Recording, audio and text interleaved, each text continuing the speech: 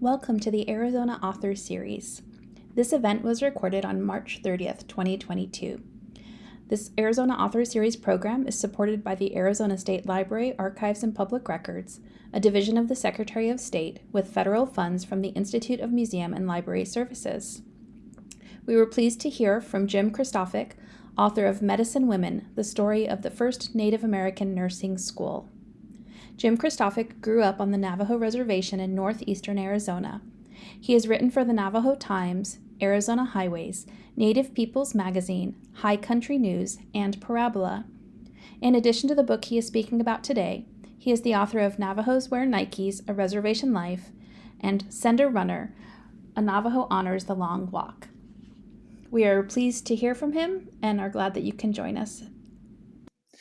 So I will go forward here with Medicine Women, the story of the first Native American nursing school. That's the title there. So I will go forward here. And what you're seeing here is how most people found out about this place in the 1940s, when more and more people were traveling on Route 66.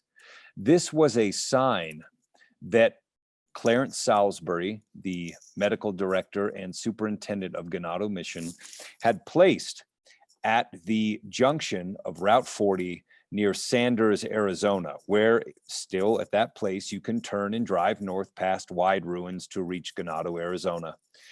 And visitors traveling toward the petrified forest, toward Painted Desert, could see this sign and say, aha, that looks interesting, visitors welcome. And they would drive north. And an interesting thing about this sign, you see largest Indian mission in America, Gennado Mission, 40 miles straight north, Sage Memorial Hospital, state high school, state accredited, this Cathedral of the Purple Sage, the School of Nursing, $1.5 million institution owned and operated by Presbyterian Church, USA, very grandiose, says a lot about Clarence Salisbury. He was a real showman. Now, this sign is a second generation of the original sign. The original sign said all these things, but instead of saying 40 miles straight north, it said 40 miles straight north over the worst roads in Arizona. And he put that there to shame the state government and the federal government into improving the road. So he would do things like that. Now, this sign, I actually found this sign rotting behind an old maintenance building on the campus when I was there doing my research. It was sitting behind an old piece of sheet metal, as it is. And I took this photograph to record for posterity what this image looked like. I don't know if it's been preserved by the Navajo Health Foundation. Okay. A lot of this story starts with what you see here, and that is an image there at Sehotso, that area, of Fort Defiance. Of course, there's the Navajo Wars. They take place between 1795, 1760. You could even say 1620, up until about 1868, between the Spanish, who then became the Mexicans, and the Americans. Most of the tribe is sent to Huelti over at Fort Sumner. They are kept there for about 4 years, more or less. Some of them escape, some of them never go, but many of them go. And great suffering. They endured a lot of suffering there. And they returned. They were permitted to return by William Tecumseh Sherman.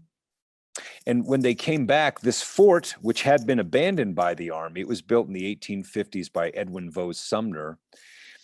Fort Sumner was named after him, had built Fort Defiance. And this was the furthest west fort in the complex of forts in the Southwest in the New Mexico Territory, which was primarily supplied by Fort Union, which is out near modern-day Las Vegas, New Mexico. And this was to be the kind of, fist in the Navajo's face by the U.S. Army, hence the name Fort Defiance. And this was there when the Navajo people returned to their country, and it was built up by the U.S. government. And this is where the U.S. government tried to start educating and adapting Navajo people, you could say missionizing them or Christianizing them, educating them, whatever term you prefer, to the American way of doing things. But as they may have realized or did not realize, there was a lot of bad blood on that soil. And this fort had almost been overrun with every soldier killed by Navajo war parties in the past. And so it was not a place that many Navajo families wanted to send their children, but it was a place where Presbyterians set up shop and tried to begin their program as they sought, which was to teach them white Christianity, which was to teach them Protestant work ethic. Because the prevailing idea at the time was these people were on their way out. They were the vanishing race, quote unquote.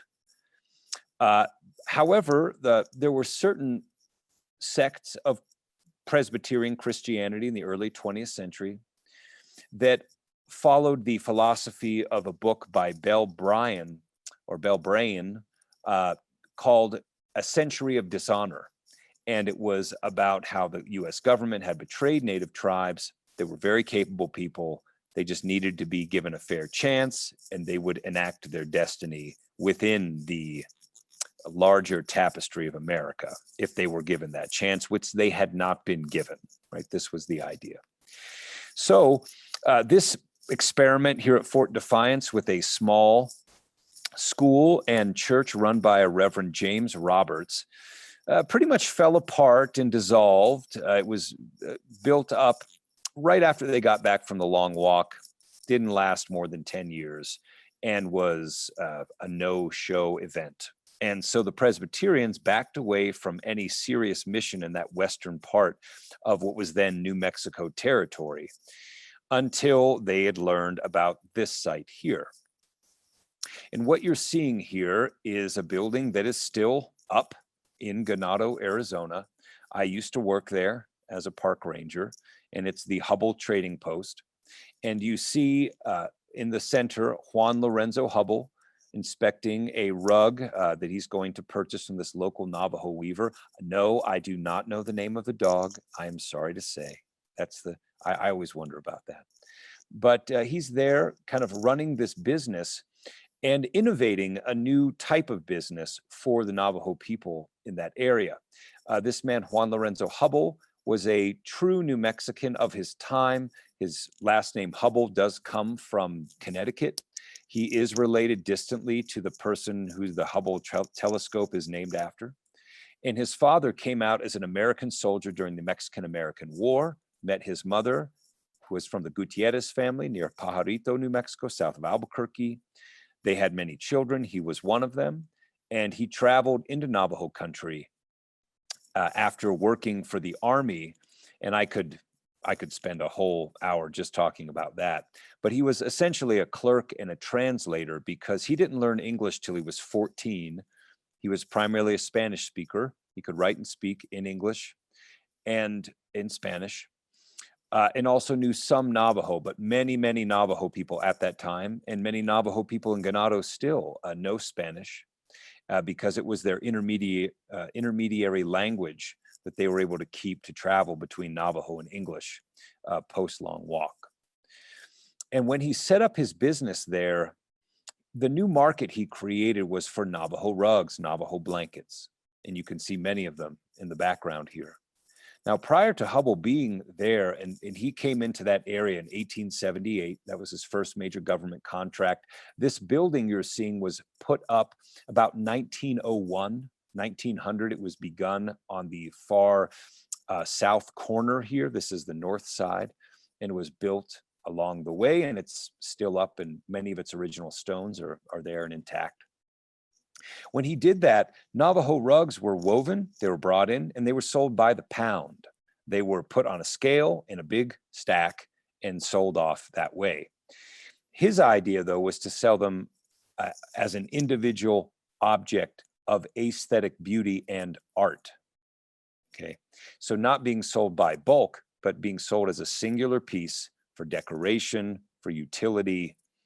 And many early artists who were early to the Southwest, traveling out, people like E.A. Burbank, people like well, I think, what's his, I'm forgetting his name. But my personal favorite of these artists who traveled out was Maynard Dixon, who you may have heard of. And Maynard Dixon, when he came out, he was enthralled with Navajo culture, painted many pieces in Navajo country, some of which are some of his most valued pieces. And to give you an idea of his love for these Navajo rugs, blankets, jewelry, he did live through, he was from San Francisco, and he lived through the San Francisco earthquake. He had a fire rip through his studio, and it was really up to him whether he wanted to save his own paintings or his stack of Navajo blankets and Navajo rugs that he had acquired through Hubble. And he went with the rugs and the blankets, saved them from the blaze, and a lot of his originals were destroyed, which is why they're so valuable to this day. They're very rare, some of his originals. So it was a very enthralling time for the Americans who traveled out there, all by horseback, and by coach and by rail, primarily into Flagstaff, and then they would travel north along Little Colorado River and come up to the Hubble Trading Post. And it was the Presbyterians who sent a party to the Hubble Trading Post and then toward Fort Defiance to get an idea of, could we perhaps try for another mission somewhere here? And when they approached Juan Lorenzo Hubble, he was very enthusiastic about the idea. It meant a doctor and educators would be around for his young children and the children of his employees who were working for him. He wanted to cultivate that loyalty. He was very much in the style of the feudal patron who was in charge, the big man, and wanted to show his capacity for building these new relationships. And the man who led that party was this man here, William Riley Johnston. And William Riley Johnston, we would call him today maybe we could call him an activist or a social justice advocate. He was a missionary of his time. He came in from Kansas. He had lived, of course, being more on the side of abolition in Kansas. He was pro-union during the Civil War. He lived through a lot of the terrible, bloody violence of those wars in Kansas and came out to not only save souls of Navajo people as he saw it, but also to save their lives. Because the Navajo people, like this man here, Bewosadene, no teeth, or like few teeth was the chieftain's name. His family, many of his family members are here in this photograph. They were being more or less preyed upon by people like Ralph Cameron, who was the sheriff of Apache County, or rather sheriff of Coconino County, excuse me.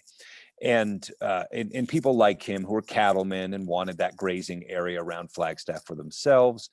There were many gunfights, murders. William Riley Johnston initially was actually removed from the field for the controversies he created by hiring attorneys from the Indian Rights Association to defend people like the Wosetene. And his young son was there with him when this was happening. This is his son here, Philip Johnston. And Philip Johnston grew up out there in New Mexico territory, which then became Arizona, and had not become Arizona yet. These were not states yet. These were territories, New Mexico territory. And grew up speaking a very valuable Navajo phrase, which is hashholye, or what do you call this? Or like, what is this called? Like, what do you call this in Navajo? And he became rather fluent in Navajo, growing up with Navajo speakers, and moved to California, where he pursued a career in engineering. He became an engineer. He was working for the Marine Corps. He was an officer, a non-commissioned officer in the Marine Corps, in the Signal Corps. When World War II began, when the Japanese attacked Pearl Harbor, 1941, December 7th, and he who spoke to the Marine Corps about this language he knew that not a lot of people knew about. And well, there were a lot of really smart dudes who lived out in this place in the middle of nowhere. And hey, maybe we should use their language for this code.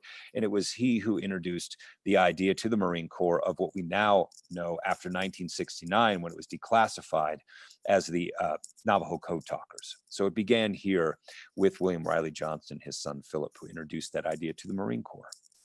William Riley Johnston brought them to this place. They talked to Hubble. As I said, he was all for it. And And then within a year, he received this man, Reverend Charles Beerkemper, who was from Katanning, Pennsylvania, who traveled out there. He was by trade a stonemason and knew a lot about building roads, about digging wells, about basically improving life as a tradesman. And he would travel around with an interpreter named Tom Morgan to talk with people about the gospel, but also about how their lives could be improved and think that, to make life a little less desperate, so to speak. And they built a home for themselves, and his wife came out. They built what would now be called a manse for a Presbyterian minister in 1903. It was an adobe cabin. I grew up in that house. And he also built a stone church, which is there in Gennado to this day. And that's the church you see there in this photograph. Now, the initial movement for me and why I pursued this book all the way to where it was happened in the summer that I went out. It was the summer of 2000, I want to say 2006. That's correct, 2006, because that was the 100-year anniversary of this church, the stone church being built. Now, when I grew up there, this was a duplex apartment. They'd converted it. But this church, I was fascinated by. I thought it was interesting. I said, let's look at the story of this church. And what I found out about this church was that Beerkemper did work on it. And he did supervise a lot of the cutting of the stone and the building. But the most of the workers were supplied by Juan Lorenzo Hubble, who you see here, who had many Spaniards working for him and many, many local we could call like Nat'ani or Navajo headmen or Hatahle, who were medicine singers also. And so most of the foremen who built this Christian church in Navajo country were medicine men. People like Gabidan, people like Miguelito, who was also known as Hastin Tlechi de Zahe. And all this is spelled out in the letters in the archive that no one really had read. So it was this initial discovery to me that was very interesting, that you have a group of medicine men building this Christian church. Why would they do that? Also that summer, I had interviewed a man named Philip Bluehouse, who has since passed away. He's a great man, wonderful educator in Gennado, who served at one point as the superintendent, high school principal, and curriculum director all at the same time. He was a U of A master's degree graduate, also a graduate of Gennado Mission. And he told me a story of watching movies in this building, because when he went to Gennado Mission, this building had been sort of decommissioned as a church and was being used as a recreation hall, and they would show movies in there on Friday nights. And all these little boys dressed in their suits would come into this building to watch a black and white movie projected on a bed sheet. And some of the most popular movies they would watch were movies, Westerns, that looked like where they lived, that were filmed often near where they lived. And you had cowboys making war with the Indians. And he said that whenever the natives, the Indians, were attacking the people, the cavalry would ride in, the cowboys would ride in, and the local Navajo boys always cheered for the cowboys. And that was very interesting to me. Why would that happen? And what I found out is many of these Navajo boys didn't see themselves as Indians. They saw themselves as Navajos, which rang very true to me growing up. Most people say, I'm not Indian, I'm Navajo, I'm Dene. This church stood here, as you can see in this photograph from a winter.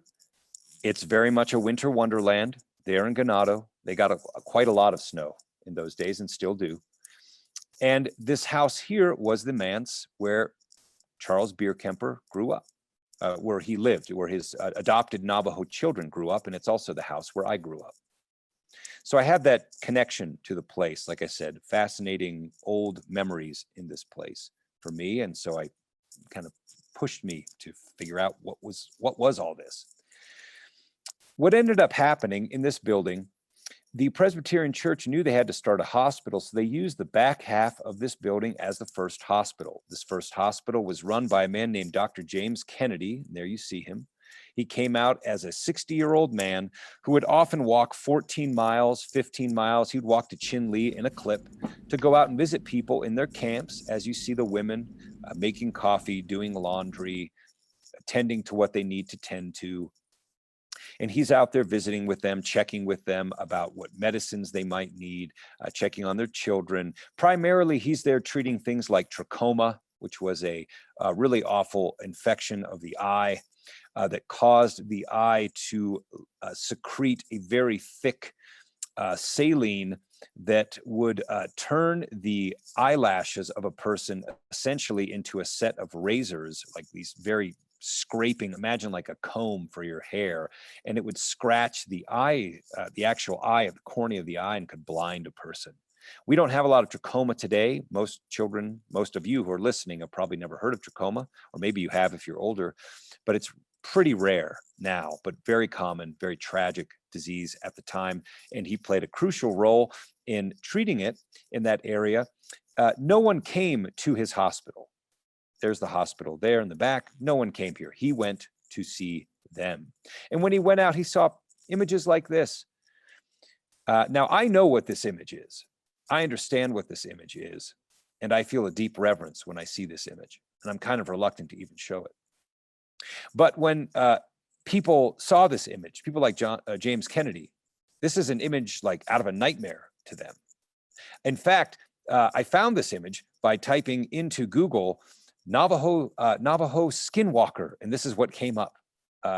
And this is anything but a skinwalker. This is a very important image, and not a skinwalker at all, but very otherworldly to these Presbyterians who dispensed medicine in three-piece suits after walking for 15 miles. Very formal, right? Not so formal looking.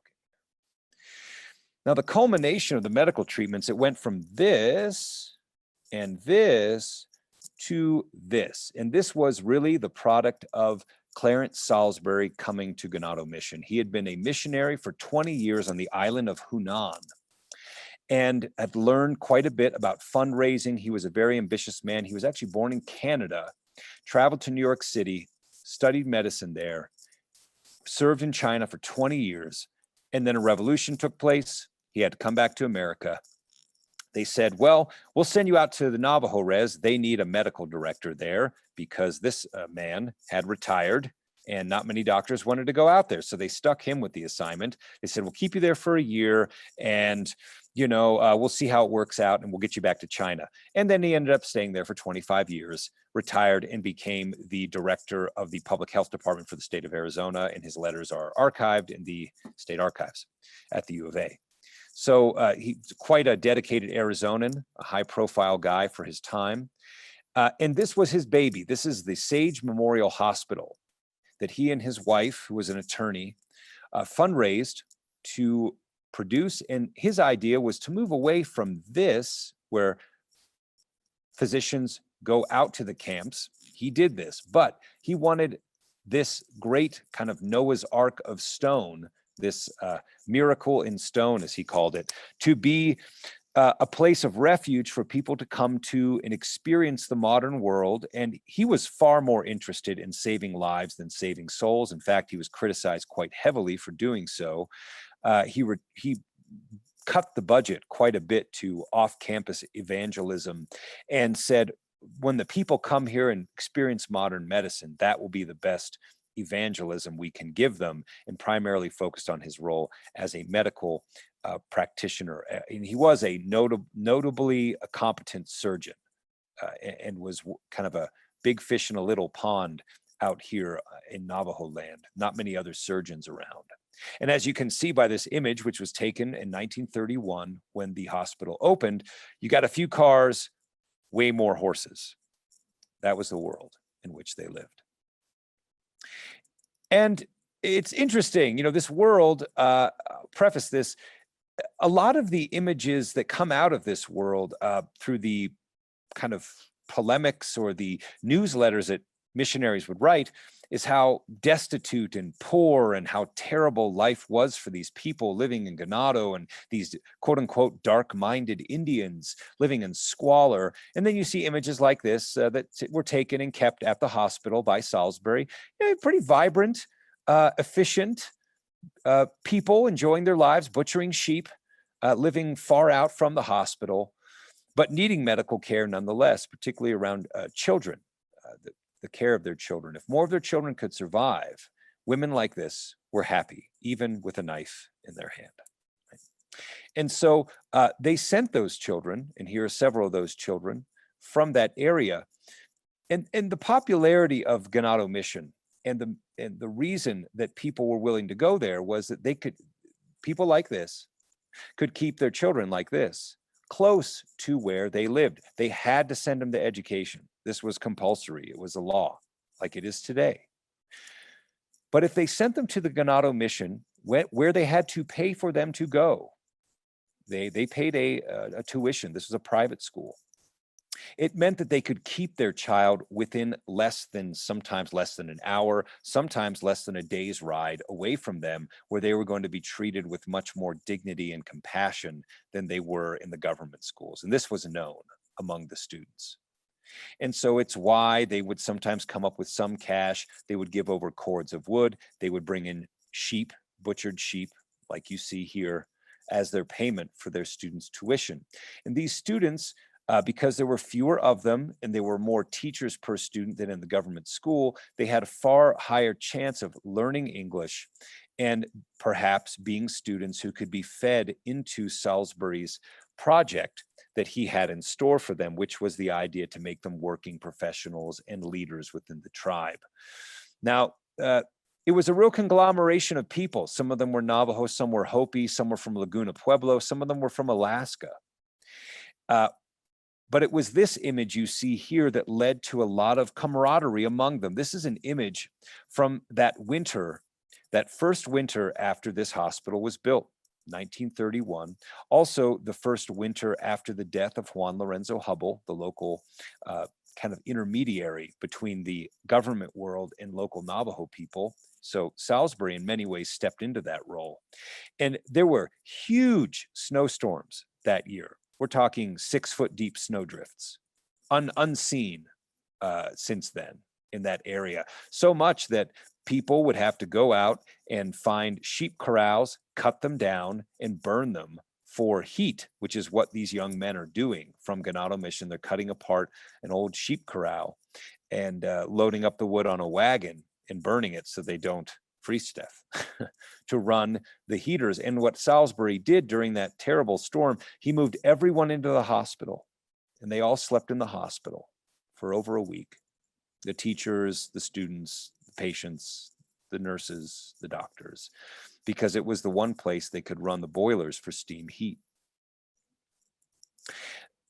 This place, the Gennado Mission, was really an exercise in self-reliance. They grew their own food. As you can see here, this is just the pumpkins they grew for 1 year, and they grew quite a lot. They canned it, they stored it underneath their dining hall. The students were the workers. Every student had to work 2 to 4 hours per day to run the institution, learning job skills as they went with the hired staff. This man here is George Peters. He was a Persian immigrant from Iraq, modern-day Iran, at that time, who worked there on the mission. And the sort of people they were educating were high school girls. This photograph is taken outside of a dorm that's still there, the Ellerton dorm. Their parents had come by for a visit and brought the wagon, or could have been their aunt, and they would ride around on the wagon on campus to remember that feeling that they had had as children there with the horses. These women, though, and their parents wanted this life for them as well, which is why they sent them to the Gennado Mission, wanted them to achieve some kind of higher education, which many forces at the time said they were incapable of achieving. It was very common for Salisbury to hear phrases like, "Red women will never wear white." As I said before, these people are from a vanishing race. They're all going to be gone. That was the belief that Salisbury would hear from people. The only good Indian is a dead Indian. He would hear that as well. These people are going to be wiped off the map. because they were, according to the dictates of Darwinism, an inferior race that natural selection had to remove, just like the dinosaurs. Well, Salisbury didn't believe that, partly out of his Christianity, which told him that these were all children of God and had an innate dignity given to them by their birthright. And they had a very obvious, observable intelligence from which they could draw to benefit their people. So the first intermediaries Salisbury met were the medicine men, who convinced people to go to this hospital here, the Hatahle, local Hatahle, the medicine singers, people of very high intelligence. And these same medicine singers encouraged Salisbury, as he presented them with the idea of using the local women as nurses, to work as Navajo nurses who could speak in English and in the native language locally and bring more people into the hospital to receive treatment. This was his project. He was not encouraged to do this from within institutional boundaries necessarily. So like he usually did, and like this idea of self-reliance, he just went ahead and did it anyway and started educating them. And in this shifting world, this image here is from that same year. He got where he did receive encouragement, which is interesting, was from men like this who are doctors coming to visit Gennado. Salisbury reached out far and wide. He made a strong ally in a man named Dr. Harlow Brooks, who was a very respected physician of his time. He discovered the gangrene bacillus, the bacteria that creates gangrene, and how to treat it. But Harlow Brooks also had grown up on the plains in America, had grown up with native people, had actually done horseback rides across the Great Plains more than 6 times as a youth, and learned many native ways from a local elder who had kind of taken him under his wing before he went to medical school. And so when he found out that Salisbury was doing this, trying to encourage native women to become part of the modern world, to get college degrees, he was all for it. And a lot of his friends who he had met through the medical field would come out, and some of them, as you can see here in this image, would fly their planes up from Phoenix to land in an airstrip where the locals would greet them. And so Salisbury liked to showcase this old world meeting the new. And what he wanted ultimately was to see a man dressed like this who was Navajo. This is an image of the Gennado Mission, grown under Salisbury after the several generations who had also built it up prior to his arrival in 1927.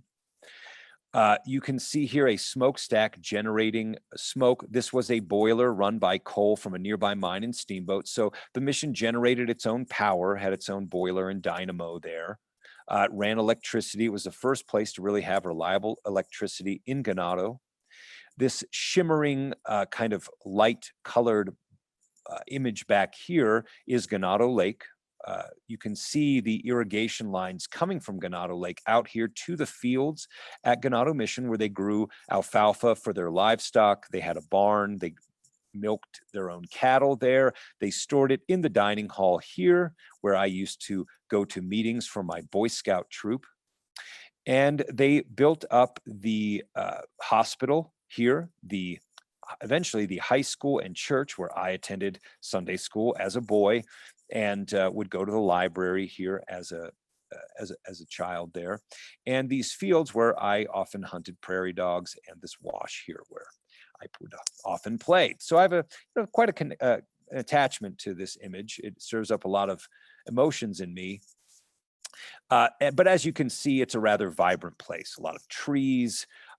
Salisbury knew somehow, by his own taste, perhaps by coincidence, that having this shimmering oasis would bring in more people like these young women to want to study there. And these are the nursing students at a commencement ceremony outside the nursing home, also built by many local Navajo medicine men who were the kind of crew bosses who built the foundation. You can see Salisbury there, seated with his wife, Cora, observing the young women in their navy blue cloaks, about to sing a song for the local people, their relatives, and the national representatives who had come there to see them, to see this thing that had really never been seen before. And this would have been in the early 1930s.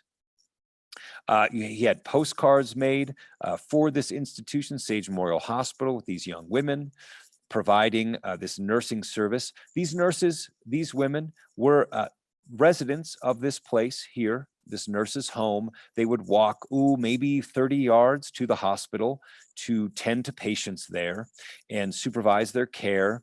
And they learned for 3 years. All of their curriculum is thoroughly spelled out in the book, where I was able to get those documents from the Presbyterian Historical Society. And they were educated with the same modern methods that any other Arizona nurse in Phoenix or Tucson was educated in. They had practice dummies. They had instructors, some who were Anglo. Some of their instructors, like this instructor here, was actually from Ojosarco, which is not too far from Taos. Some of them were Hispanic ladies. Many of the nurses were Navajo. Most of them were not. Many of them were from Alaska. They were from the Great Plains. They were from Laguna, from the Pueblos, Santo Domingo. They were from all over New Mexico and Arizona. Some of them were Hopi and Papago, which we now call Tona Odom, down in Tucson. And so you can see them practicing on this dummy there. A particular nurse who I had studied and wrote a profile for was Charlotte Adele Slivers. She grew up on Hubble Trading Post. Her father was a cook for Mr. Hubble and would come over and play there on the campus quite a lot. And she was the first, one of 2 first graduates from the nursing school there with Ruth Henderson in 1933, and went on to become an Army lieutenant, survived the World War II, was captured by the Japanese, escaped capture, ran back to her platoon, served in the European theater as well. Sometimes I think to myself, I'd like to write a biography just about her. I probably could do it. Haven't been able to do it yet. Hopefully a young Navajo writer will do it and beat me to it. And that would be wonderful for me.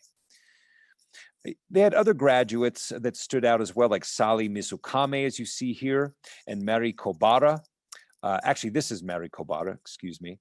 Mary Kobara was an interesting graduate. She graduated from the nursing school during wartime, was actually taken in 1941. You might be wondering, wow, a Japanese American student, because she looks like she could be Navajo, but she's actually a Japanese woman who went to school there. And the reason she attended school was because Dr. Clarence Salisbury personally saw to it that she was taken out of an internment camp in Tucson and brought to the nurses' school so she could finish her education.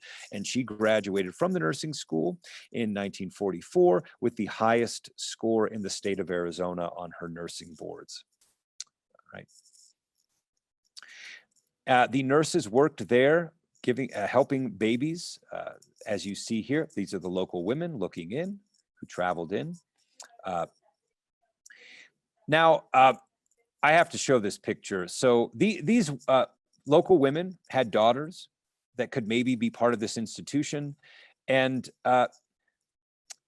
it's interesting. When I was researching this book and putting everything together, I wondered, keep in mind, this was an institution where these young women were not allowed to speak their native language, okay? It was English only.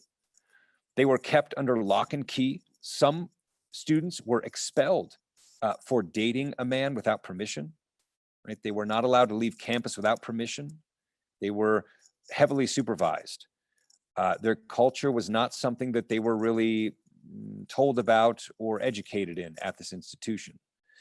They were being trained to be nurses, and they connected with their instructors and their house mothers or dorm matrons on a human level.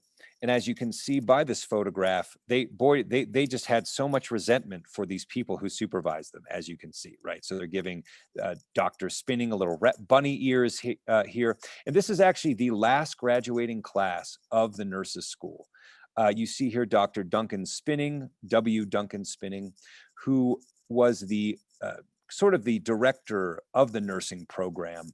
He was actually born in Chile. He was from that area.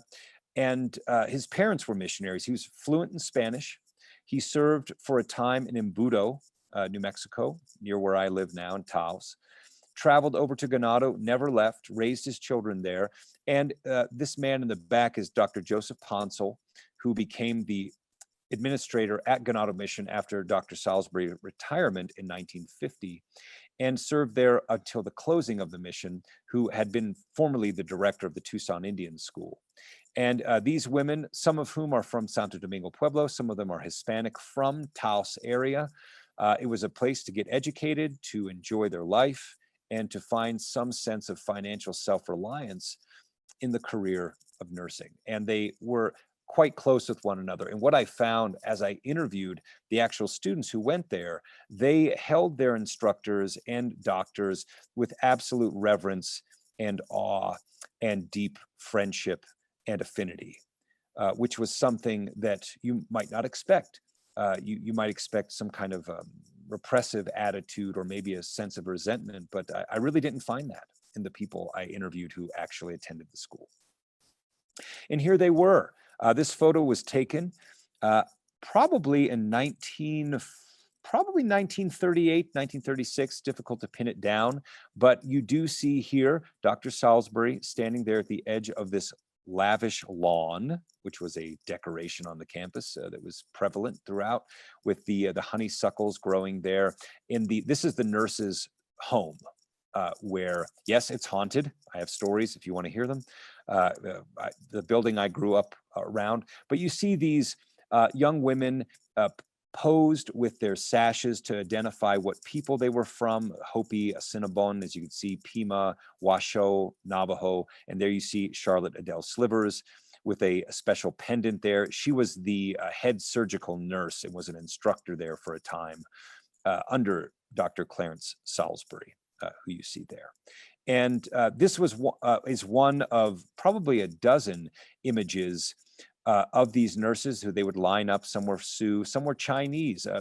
These were mostly women who would have been shunned at mainstream white institutions at that time. And so the nurses' school was a refuge for them to go to attend with instructors who knew about their background, who treated them with quite a lot of humanity, and saw to it that they graduated competently.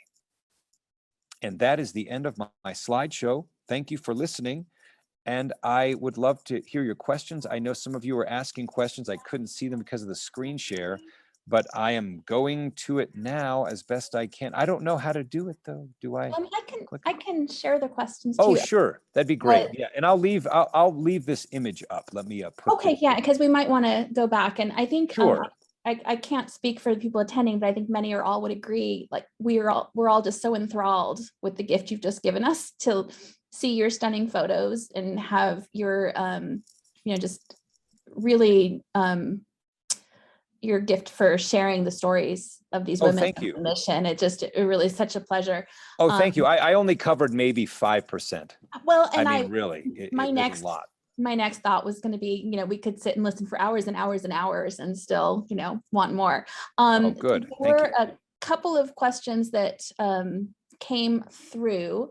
So I'm going to start with one that I saw in the chat. There was somebody who's an ethnobotanist, and she asked if you've ever attended the Telluride Mushroom Festival, or have you looked at the Library Consortium fellowships on the history of medicine? Are you familiar with either of those? No, I've never attended those. I'll have to look into it. Thank you for mentioning them, though. I'd never heard of those. Yeah, she shared her email in the chat, so I'll make sure that you get a copy of that. Thank you. That would be great. That would be wonderful. Thank you so much. Someone else in the chat made a comment that it was tragic that the mothers and grandmothers were on the other side of that window. I agree. Not a question, but a comment. I agree. Now that image, I can go back to it there. So yes, there's the image. So that image that you see of the child and the observation, this was medicine at its time. Now, of course, the child was taken around and the women would, visit with the child there. But you're right. This was how medicine was done. At the time, they removed babies from their mothers and they kept them in little bassinets, and it was like keep them away from the mother. Now we know now not to do that. I think that's mainstream practice at this point.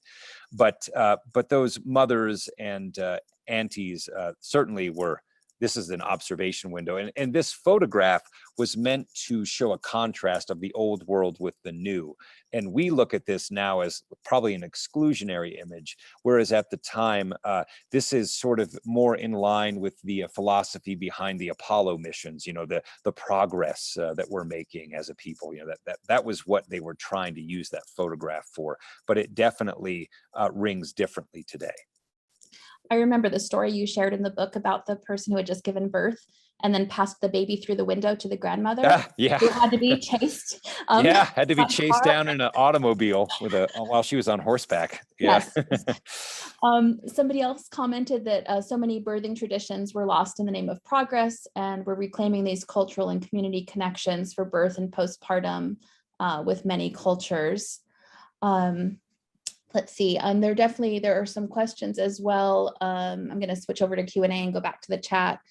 Somebody asked, throughout your years of research, what information do you consider most noteworthy to document for future generations? What information?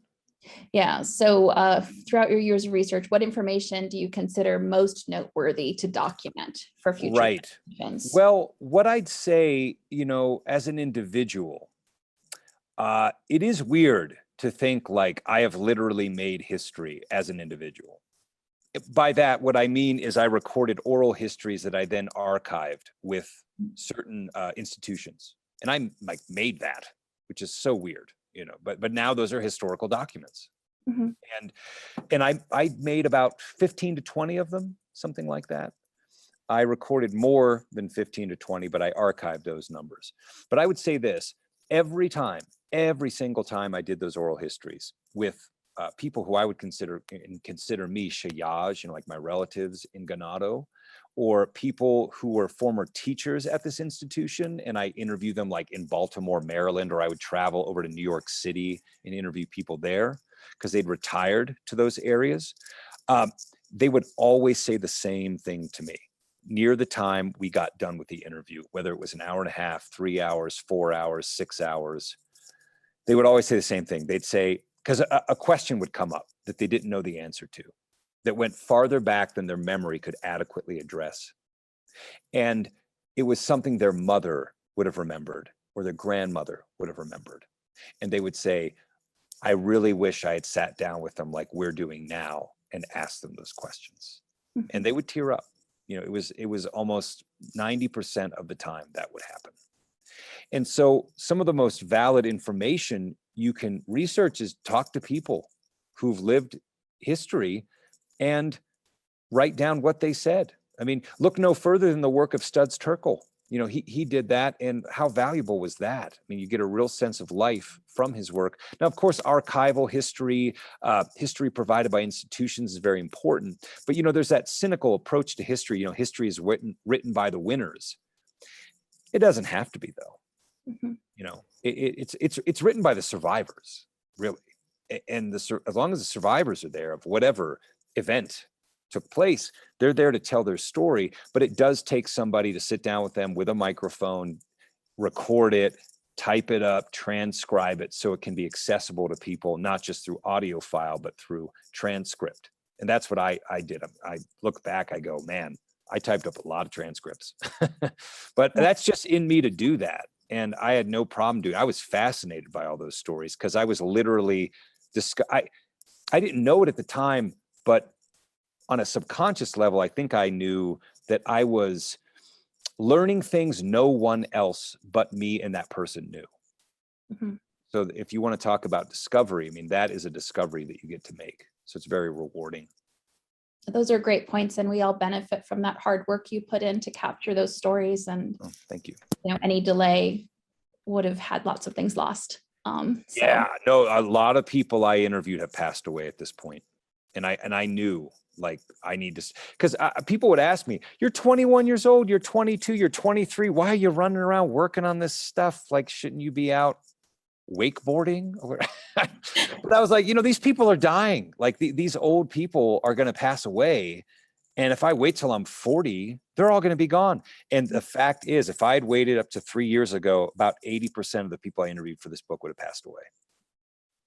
Yeah. Yeah, But absolutely. that's where I will absolutely give credit, and I humble myself before the Navajo tradition of listening to your elders. Mhm. I don't know if I would have absorbed that the same way if I'd grown up in mainstream America, but that was like always there when I was growing up in Gennado. An elder walks in, it's like, shh, they have something to say. Mhm. Thank you.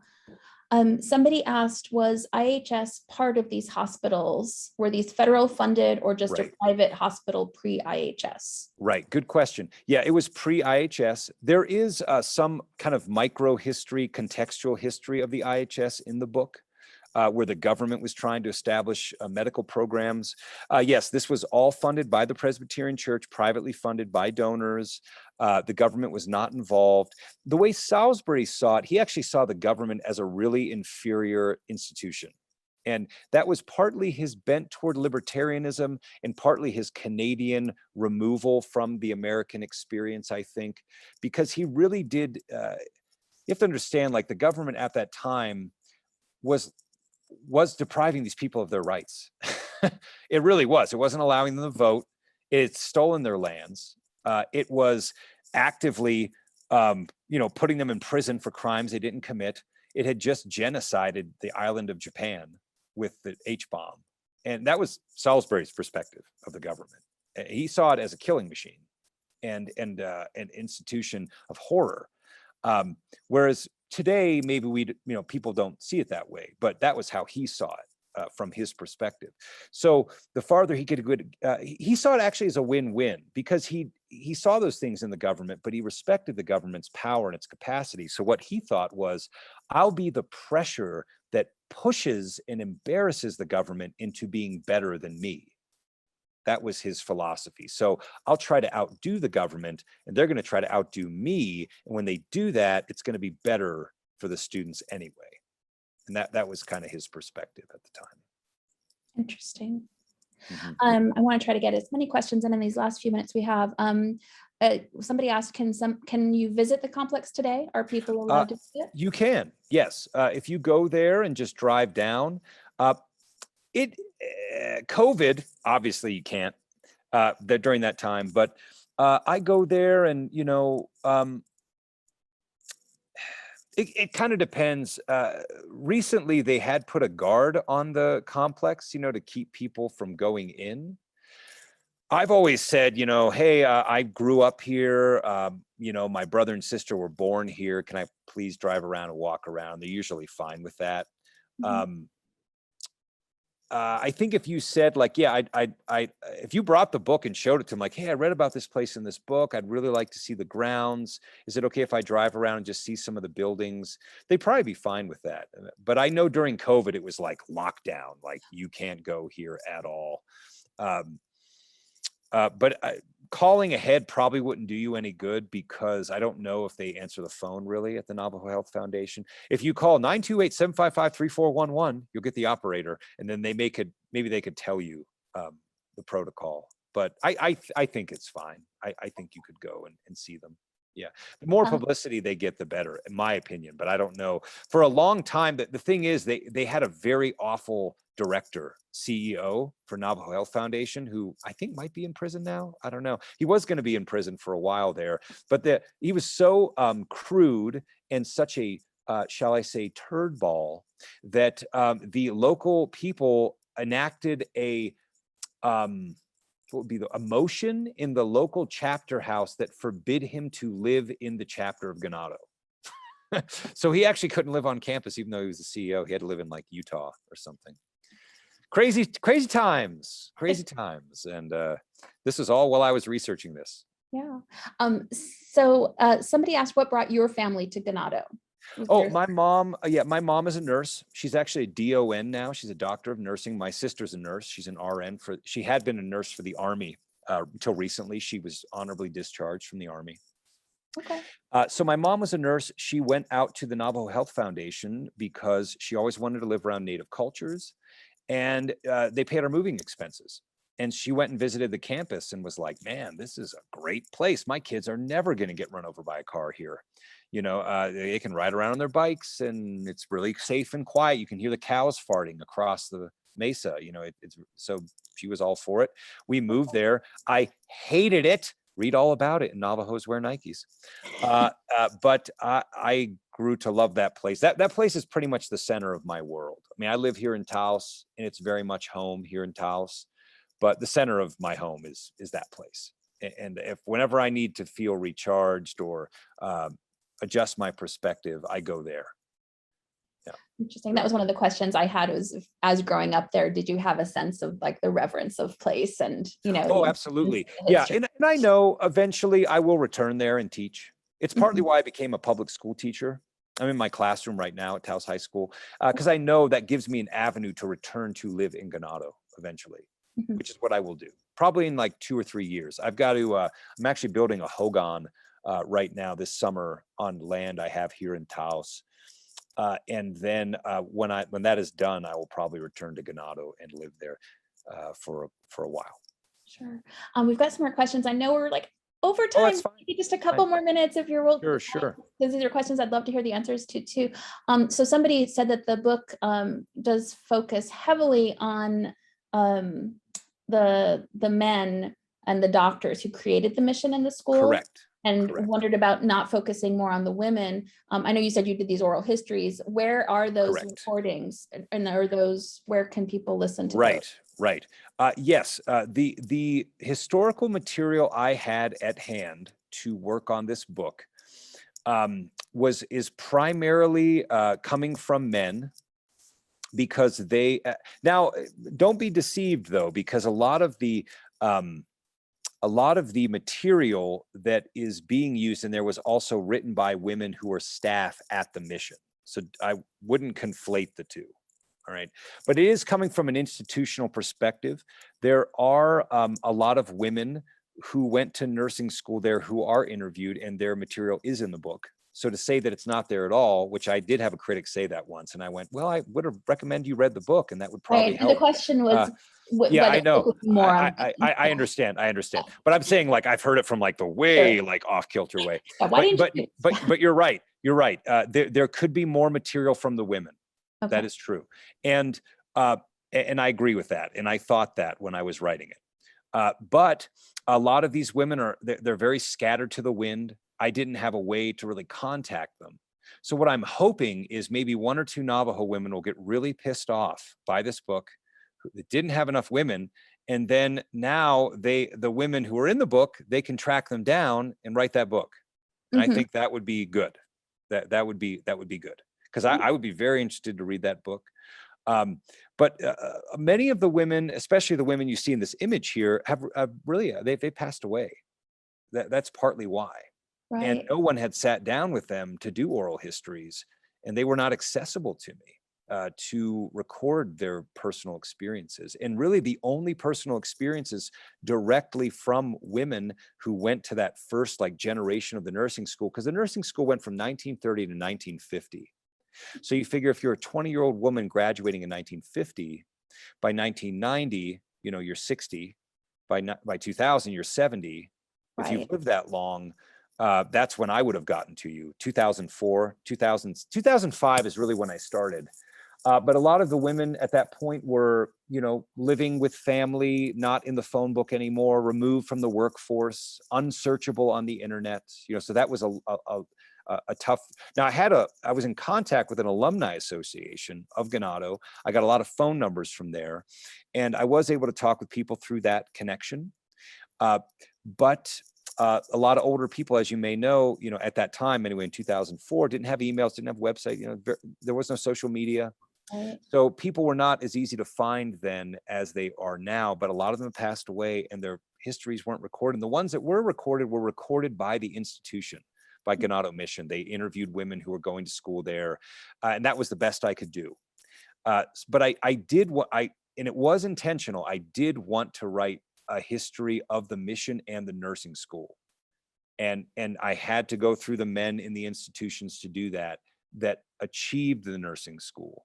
I did not sit down to write a history of the nursing school. If I'd done just the nursing school, if I had done that, I would have started when the school opened. But I intentionally did not do that because I wanted to give broader historical context. And keep in mind also that this book was 850 pages long when I finished it. I had to strip it down to 368 pages. So there's a lot more that could have been in there. And I do think to myself, I probably could write a follow-up book with only about 5 months of work that would be equally the length of this book. So there's a lot there. But I was hoping, like, well, who's to say I'm the one to tell the women's story anyway? You know, maybe a woman in graduate school who I've never met, who's Dene, I think she should write that book personally. That's my personal feeling about it, because I do not understand the woman's perspective very well. I try, but I'm not going to fully understand it. Sure.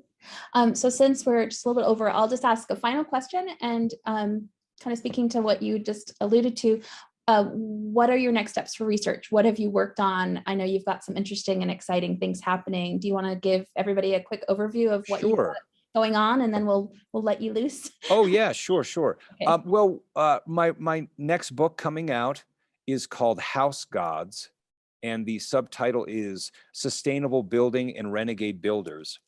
And that was all field work, interviewing sustainable builders about how to build houses that aren't going to kill us 20 years from now.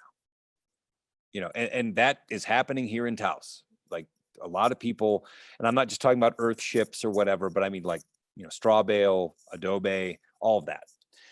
So I was doing that book. I finished it. It's going to come out in May. That was a 5-year process. That was more journalism. Mhm. I'm going to start on a book about a particular canyon on the Navajo res. And I'm going to need to go through 2 local museums and archives within that museum to research that material, mostly anthropological studies. So it's going to be more of a field work with anthropologists and archaeologists, which I've never done before. So I'm kind of intrigued by that. There's another book I may do about running traditions. Someone came to me with a writing traditions idea. And there is another book I'm thinking of starting about how the Navajo Nation has interacted with technology in its history, with electrical lines, power plants, that sort of thing. That could be very interesting. I've also thought about writing a book about Canyon de Chelly. That could be very interesting. That is a beautiful, beautiful place. If you've ever been there, you know.